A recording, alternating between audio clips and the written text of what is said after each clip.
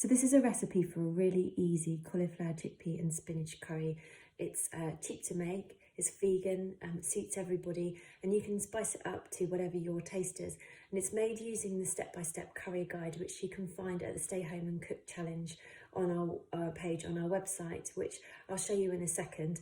I took photos of it as I cooked it at night time, so the photos are all a bit grey looking, I'm afraid, but I can promise you it is actually really vibrant and lovely. So give it a go and let me know how you get on. So here's our curry step by step, which you can find at the Stay Home and Cook Challenge, which is you'll find on the menu bar of our website, roundtablecookery.com. And if I just click the link, it will come through to our step-by-steps. Now, we use step-by-steps loads at the kitchen to teach, with the idea being that if you understand the fundamental steps behind a recipe, it gives you the freedom to cook recipes that from what you've got in your cupboard and adapt recipes to your taste. So whether you like a spicy curry or a mild curry, or you want a vegan curry, or you want a slow-cooked lamb curry, you can follow a basic formula to make what you want to make.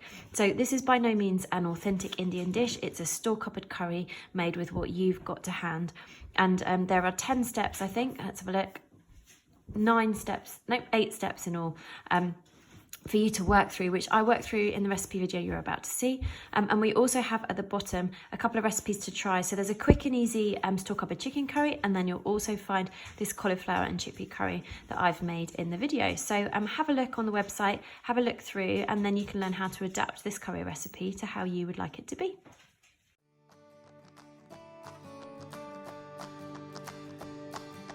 Place 4 tablespoons of oil in a pan over a medium to low heat. Once the oil is hot, add a teaspoon of cumin seeds, or leave them out if you don't like them. Cook the cumin seeds until they sizzle and start to release their aroma, and then add the onion. These can be diced or sliced, it really doesn't matter. Add your chickpeas at this stage too. I always add chickpeas early on in a recipe because it gives them a long time to cook, which really helps with their texture and stops them being chalky. Fry the onions for 5 to 10 minutes until the onions are soft and golden. Once the onions are cooked, add your aromatics. I've used 2 crushed garlic cloves and a tablespoon of chopped fresh ginger, but you can leave anything out that you don't like. Adding tomatoes gives a nice rounded base to the sauce. It doesn't mean it will taste tomatoey. I've used a couple of chopped fresh tomatoes here, but you could also use a tablespoon of tomato puree. Cook down the garlic, ginger and tomatoes for a few minutes until the tomatoes start to soften and break apart. Once the tomatoes have softened, add your dried spices. I've used a couple of tablespoons of mild curry powder and a teaspoon of turmeric to add colour and flavour, but you can use whatever you have in your cupboard and any curry powder that suits your own taste. You can also grind your own fresh spices or add your own mix of cumin and coriander. Stir through the spices and cook for a minute or 2 to release their flavours. Add half a teaspoon of salt at this stage. Don't be afraid of adding salt to dishes, it's really important for bringing out the flavour. Add your vegetables at this stage. I've used cauliflower, but you could add aubergine, sweet potato, peppers, mushroom, roasted squash. If you're adding something like cauliflower that takes a long time to cook, make sure you chop it really small, otherwise you'll spend ages simmering your curry. Stir everything together until it's well combined, and then add your liquid. I'm using a 400ml tin of coconut milk here for a creamy curry, but you could just as easily have used a tin of tomatoes or some tomato passata for a tomato-based curry.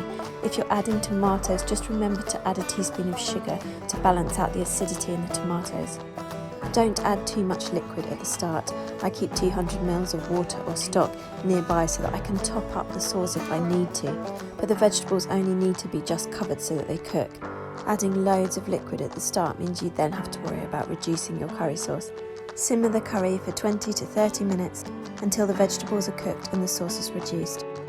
Once the vegetables are cooked and the sauce is reduced, you can add any quick cook additions such as frozen spinach, which is a great thing to have in the freezer.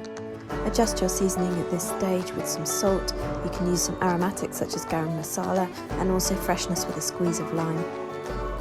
Finish off your dish with some chopped fresh herbs. I've used a big handful of chopped fresh coriander here. Serve it with steamed rice, or why not have a go at making our easy yogurt flatbread recipe, which only takes 10 minutes to make. Have a go and let me know how you get on.